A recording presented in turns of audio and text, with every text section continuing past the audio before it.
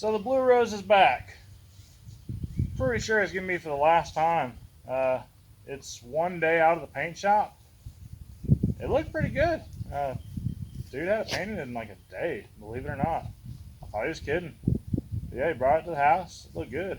And as you can see, I got it covered up. I don't want to protect the paint and all. But you can also see I got some logs and all that holding down the tarp so it doesn't blow off. You know, my wife was pretty mad when the car was sold, but she's really mad now. And you're probably wondering why I just threw a big chunk of wood on the hood after it just got painted. Well, I kind of bought the car back. Didn't really want to buy the car back. Kind of felt bad and trying to do the best thing that I could think to do in this kind of situation, because it was a bad situation for everybody. Not saying it's a bad car. It's just an odd, random event that changed my life and the owner's lives. Could have been worse, but could have been also a lot better. Let me just show you what I'm talking about, because it's probably going to be the easiest thing to understand.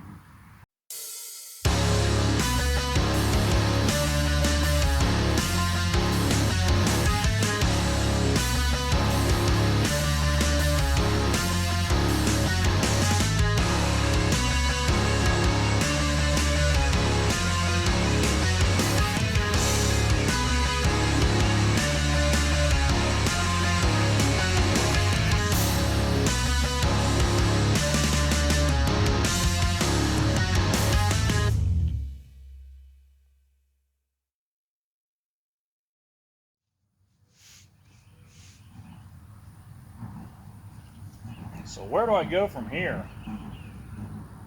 Well, I guess the best thing would be to start at the beginning. Not exactly sure what happened. We put the street charger in, charged the batteries up, it was good to go. He took it to the paint shop and literally had it painted. He called me up that afternoon when he got it out of the paint shop. He said, "Hey, the hydraulics aren't working like they're supposed to." I was all right, trying to diagnose it over the phone.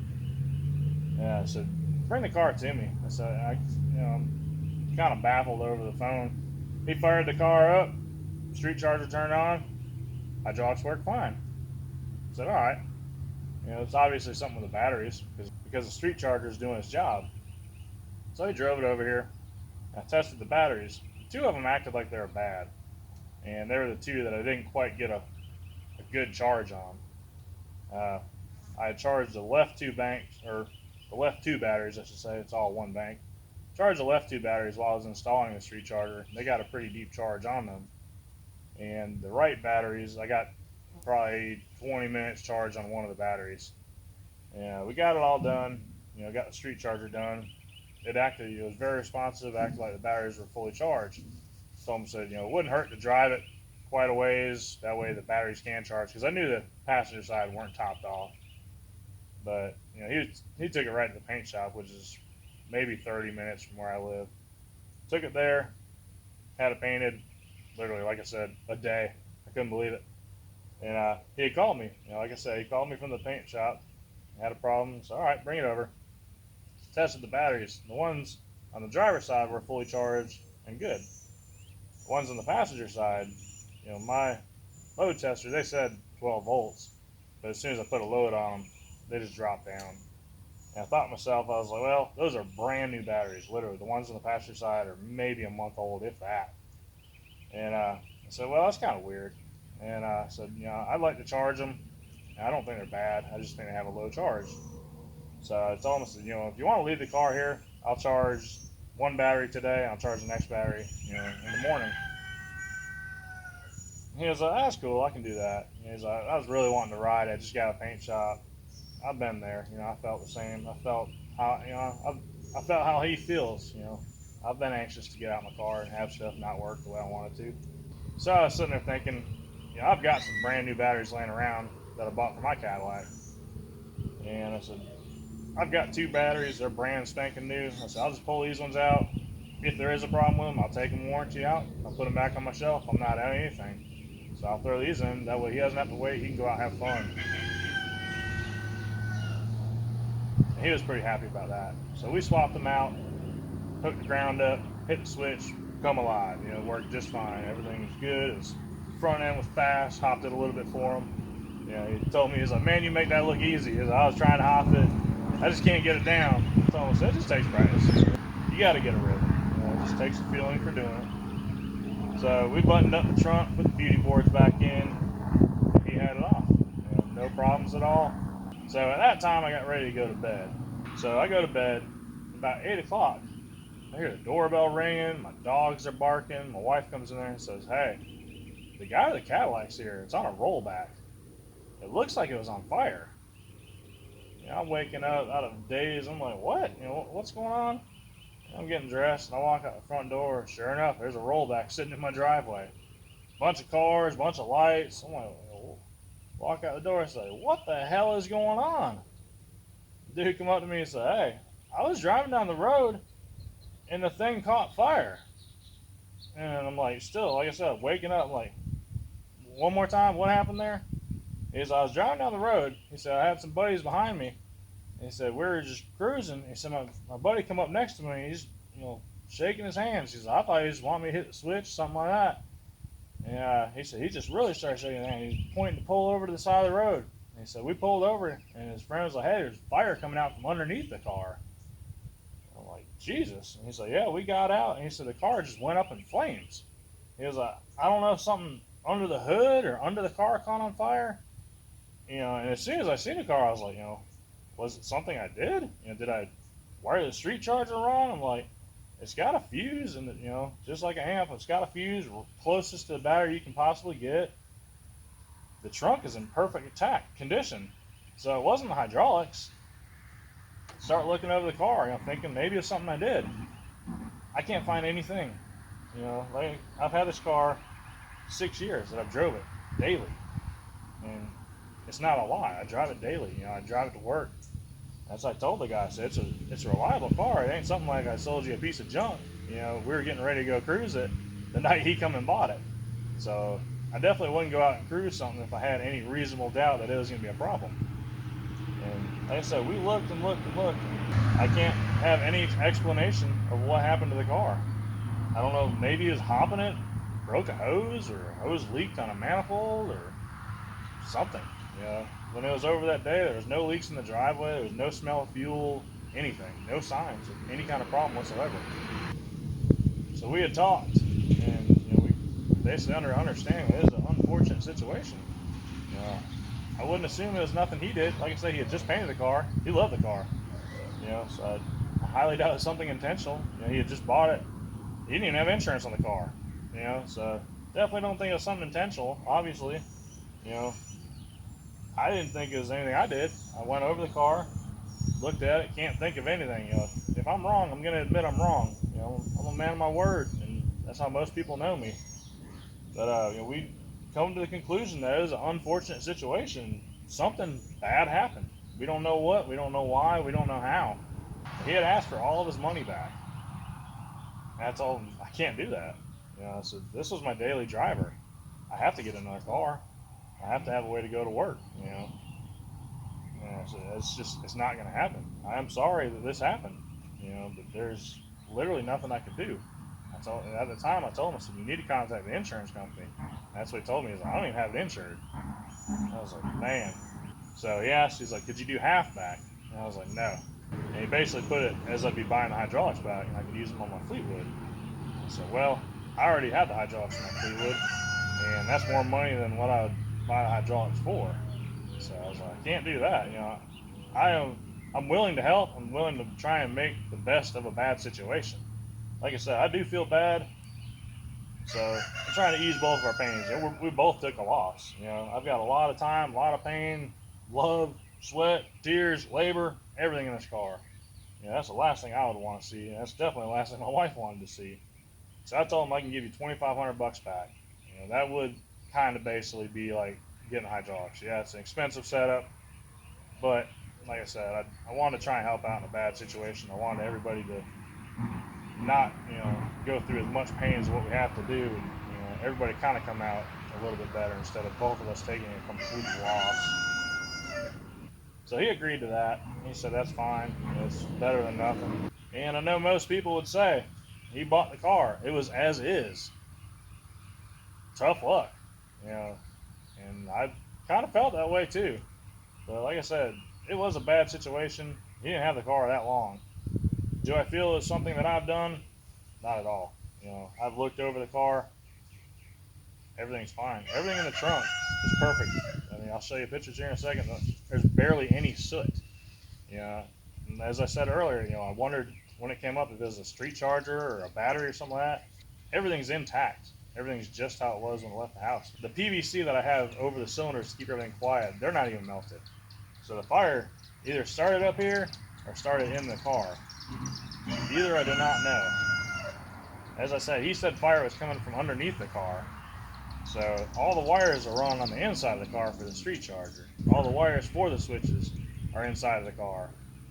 And I just looked at them the day before when I run the new wires for the street charger, and everything was perfectly fine. So I highly doubt it's something that I did. I just think it was an unfortunate situation.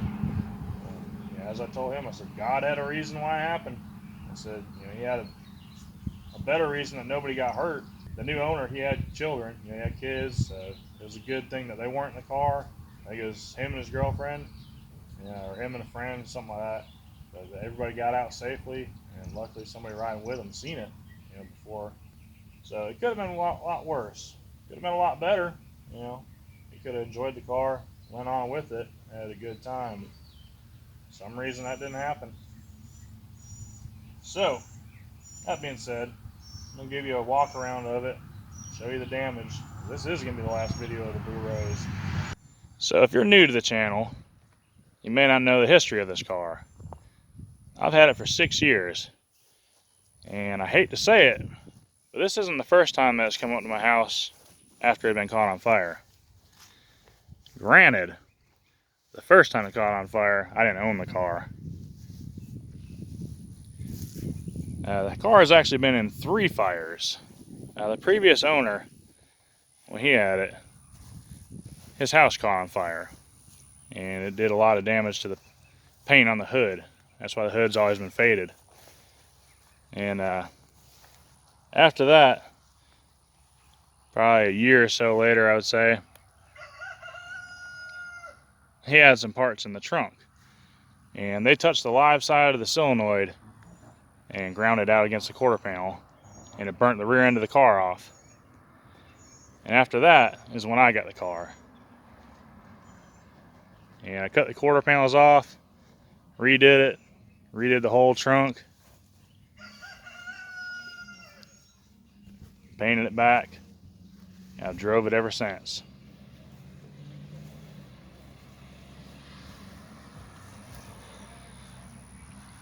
And as I said, this is the 3rd time that's caught on fire. And I just don't think I'm going to be able to bring this one back. It is just too far gone.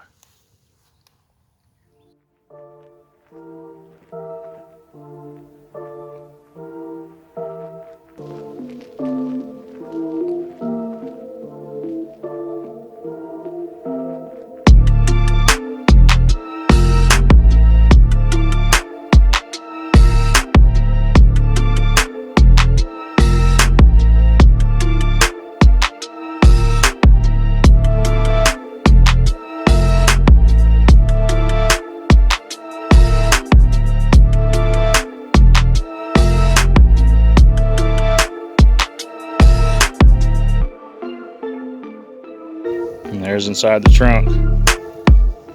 I gave him a brand new wheel to go with it. I'd ordered 5 wheels when I built the car. And unfortunately, I forgot about the spare, so when I ordered my tires, I only ordered 4. So I threw that one in there. That way I'd have a spare.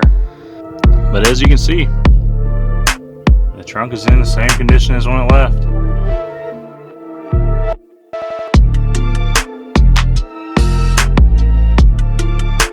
The street charger's still there.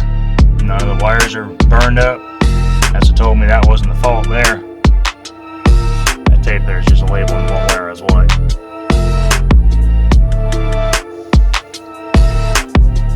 The beauty boards are still all intact. Just a little bit of soot on them, that's about it.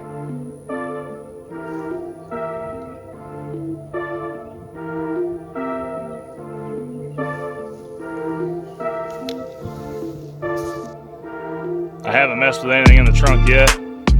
I'm pretty confident I can put a jumper wire on it and hydraulics will still work. The front, I'm sure the hoses are burnt. I haven't looked under the hood yet, but I'm sure the hoses are burnt. The back, everything looks intact. The hoses look fine. Whether they'll hold pressure or not sure. I would assume they are, because like I said, the PVC sleeves, they're not even melted. They're not deformed at all, and PVC is pretty weak when it comes to heat. So I'm gonna kind of go through everything. Basically, I'm gonna just strip the car down for what is left, and there ain't really much on the car. I'm gonna pull the taillights, the bezels. I can use the passenger side bezel for the taillight on my Fleetwood because it is missing. I actually took it off my car for this car. But you know, the hydraulic setup is still good. You know, that's basically why I bought the car back and why I gave him money back.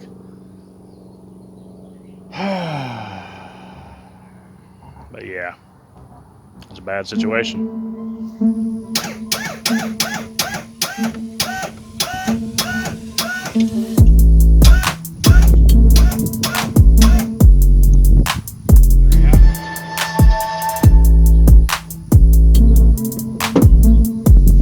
Good sign, I guess. There's a shot under the hood. It's just nothing left.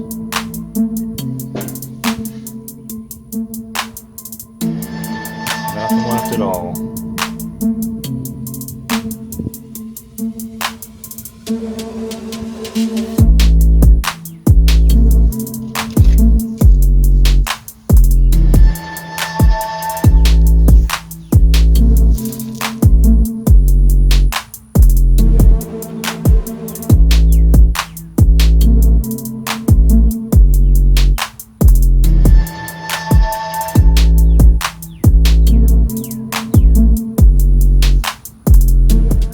So if you haven't guessed by now, this is going to be the last video of the Blue Rose.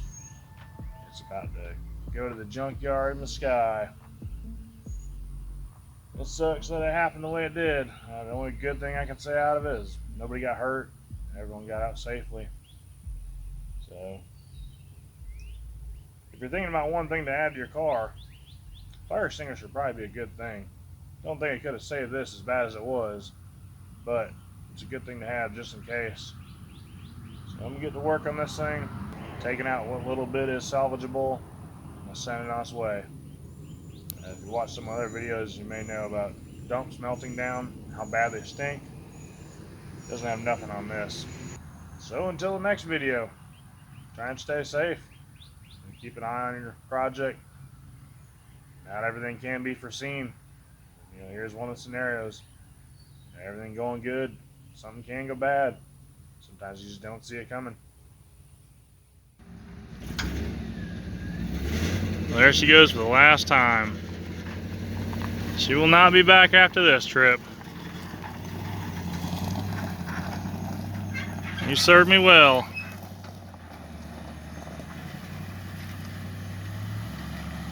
This memory will live on.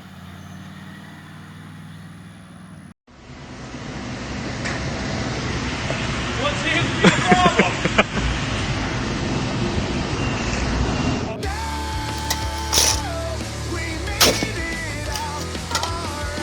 Good shot. Got away free. It lives to die another day.